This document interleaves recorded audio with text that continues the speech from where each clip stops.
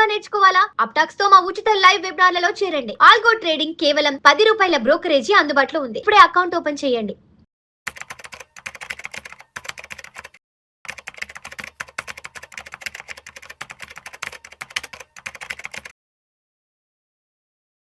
నమస్తే, welcome to Vishnu talks. నేను విష్ణు. ప్రస్తుతం నాతో పాటు AMFI registered mutual fund distributor Bonigila Salman గారు ఉన్నారు. సార్తో మాట్లాడతాం. సాల్మన్ గారు నమస్తే సార్.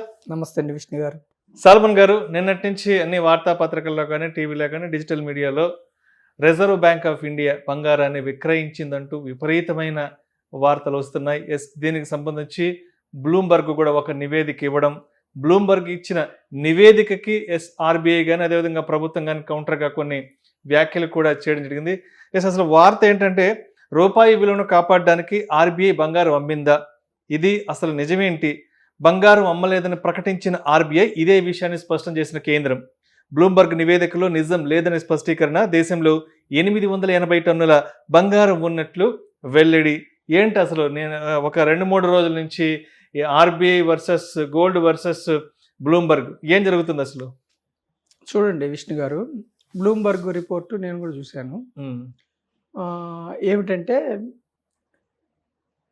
రూపాయి విలువను కాపాడడం కోసం ఆర్బీఐ గోల్డ్ అమ్మింది అని ఇచ్చారు.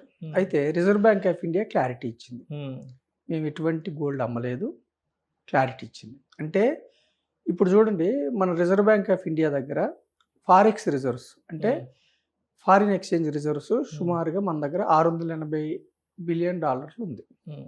ఈ కన్ఫ్యూజన్ ఎందుకు వచ్చిందంటే, ఒక 6 నెలలు 1 ఇయర్ క్రితం $740 బిలియన్ ఉన్నది రూపాయి బలహీనపడటం వలన ఎక్స్పోర్ట్స్ తక్కువ ఉండి ఇంపోర్ట్స్ అంటే క్రూడ్ ఆయిల్, బంగారం మనం ఎక్కువ ఇంపోర్ట్ చేసుకోవటం వల్ల మన యొక్క ఫారెక్స్ రిజర్వ్స్ తగ్గిపోయింది. అలాగే కరెన్సీ ఎఫ్ఐఐలు విపరీతంగా సెల్లింగ్ వల్ల లాస్ట్ 6 months మన క్యాపిటల్ అకౌంట్ నుంచి డబ్బులు వెళ్ళిపోవటం వల్ల,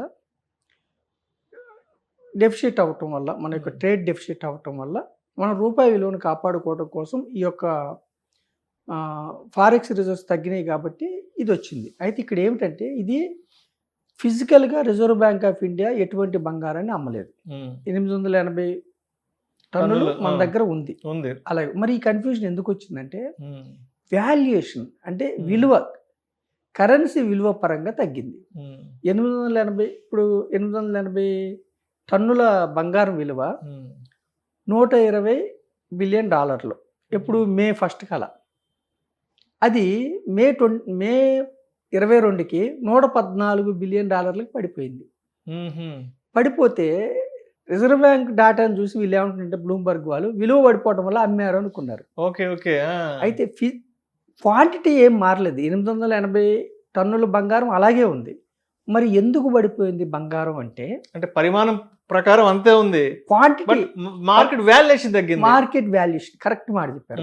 వాల్యుయేషన్ తగ్గింది. $114 బిలియన్ తగ్గింది.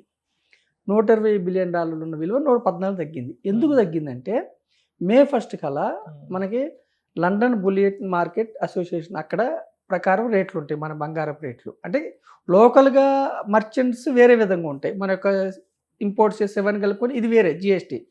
యాక్చువల్గా బంగారం కొలమానం LBMA ప్రకారం చూస్తే, లండన్ బులియన్ మార్కెట్ అసోసియేషన్ ప్రకారం చూస్తే, మే 1కి ఔన్స్ బంగారం ధర $4,700.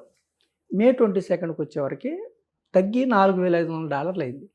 దీనివలన ఏమైందంటే, $120 బిలియన్ ఉన్న విలువ ఉన్న బంగారం $114 బిలియన్ తగ్గింది. అంటే మన కరెన్సీలో 11,45,000 11,45,000 కోట్లు ఉన్న విలువ 10,98,000కి తగ్గిందనమాట. దీన్ని బ్లూంబర్గ్ వాళ్ళు అంటే వాల్యుయేషన్ తగ్గటం వల్ల వాళ్ళు ఏమనుకున్నారంటే, క్వాంటిటీ అమ్మారు అనుకుని వాళ్ళు కథనం పరచు. దీనివల్ల చాలా న్యూస్లో కానీ అన్ని చోట్ల కన్ఫ్యూజన్కి గురయ్యారు చాలామంది ప్రజలు. అందుకని సెంట్రల్ గవర్నమెంట్ కానీ రిజర్వ్ బ్యాంక్ ఆఫ్ ఇండియా కానీ క్లారిటీ ఇచ్చింది.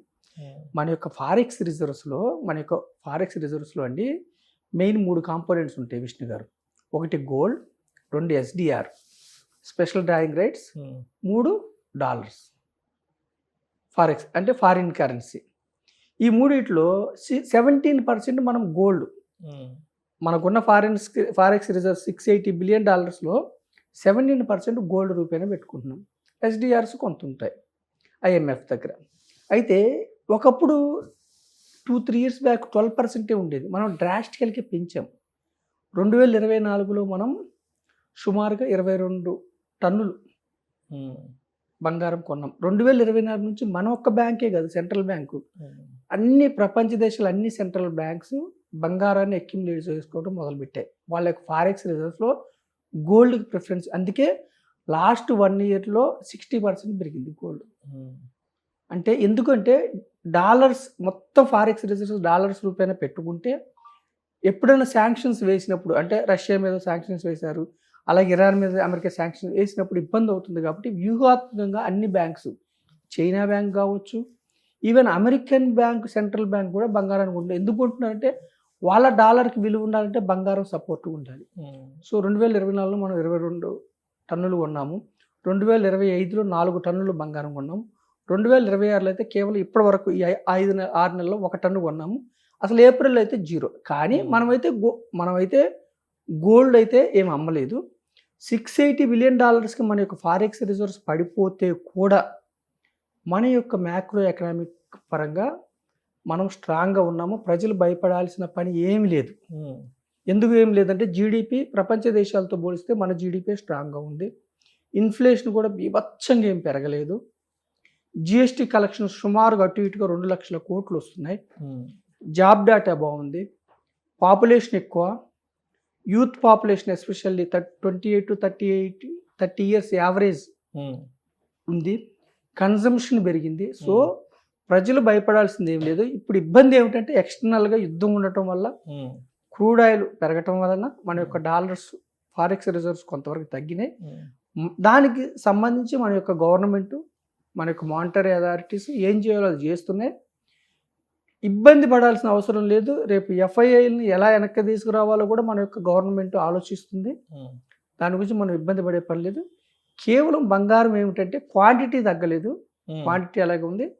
విలువ మాత్రమే $120 బిలియన్ ఉన్న బంగారపు విలువ $114 బిలియన్ తగ్గింది. మళ్ళీ బంగారం విలువ అంతర్జాతీయ మార్కెట్లో పెరిగితే మళ్ళీ పెరుగుతుంది. ఆబ్వియస్గా మార్కెట్ వాల్యుయేషన్ పెరుగుతుంది. అది ప్రజలు అర్థం చేసుకోవాలి. రైట్. సో అంటే మొత్తానికి ఆర్బీఐ దగ్గర ఉన్న గోల్డ్కి సంబంధించిన వాల్యుయేషన్ని తగ్గింది, మార్కెట్ వాల్యూ తగ్గింది. బట్ దాన్ని బ్లూమ్బర్గ్ కొంత అంటే అర్థం చేసుకోవడంలో, బ్లూమ్బర్గ్ వాళ్ళు అర్థం చేసుకోవడంలో కొంత తప్పుగా, నెగిటివ్గా అర్థం చేసుకుని ఆ వార్తను ప్రచురించడం జరిగింది. సో మొత్తానికి ఏదో చిలుక గాలిమైనట్లుగా మొత్తానికి ఇప్పుడు వాళ్ళు వీళ్ళకి కౌంటర్ వేయడం, వీళ్ళు వాళ్ళకి కౌంటర్ వేయడంగా తయారైపోయింది. దేశానికి వచ్చిన ప్రమాదం ఏం లేదు. మ్యాక్రో ఎకనామిక్స్ పరంగా మనం చాలా స్ట్రాంగ్గా ఉన్నాము. ఎక్స్టర్నల్ సెక్టర్ మన చేతిలో లేదు. చూడు, మన ఇంట్లో సమస్య అయితే మనం సాల్వ్ చేసుకోవాలి. బయట సమస్య కదా, ప్రపంచవ్యాప్తంగా అందరూ ఇబ్బంది పడుతున్నారు. అది కొలిక్కి వస్తుంది. టెంపరీగా ఏమిటంటే ఎక్స్టర్నల్ సెక్టార్ ఇబ్బందుల వల్ల కొంచెం ఫారెక్స్ రిజర్వ్స్ తగ్గి $680 బిలియన్ ఉన్నాయి. Good reserves. మనకి రూపీ విలువ కూడా కాపాడుకోవడానికి ఏం చేయాలో అది చేస్తున్నారు మనం. సో అంటే ఇప్పటి వరకు మన దేశం పడుతున్న ఇబ్బందులు, మన మార్కెట్లో పడుతున్న ఇబ్బందులు కేవలం బయట దేశాల నుంచి వచ్చిన ఇబ్బందులు, కానీ మన దేశంలో ఇంటర్నల్గా మనకు ఎటువంటి ఇబ్బందులు, మన ఎకానమీకి వచ్చిన డోకా అయితే ఎక్కడ లేదు. అండ్ జిఎస్టీ కలెక్షన్స్ కూడా చాలా అద్భుతంగా ఉన్నాయి. మార్కెట్లో మనీ రొటేషన్ కూడా బాగా జరుగుతుంది. కాబట్టి ఈరోజు జిఎస్టీ కలెక్షన్స్ కూడా ఆ రేంజ్లో వచ్చాయి. సో మొత్తానికి బ్లూమ్బర్గ్ వాళ్ళు అంటే ఆర్బీఐ దగ్గర ఉన్నటువంటి గోల్డ్ రిజర్వ్స్ని గురించి వాళ్ళు అర్థం చేసుకోవడంలో కొంత పొరపాటు వల్ల ఇదంతా కూడా జరిగిందంటారు. అంతే అండి, అంతకుమించి మీరు ఏం. Right sir. Thank you sir. Thank you so much Salman గారు. థ్యాంక్ యూ అండి విష్ణు గారు.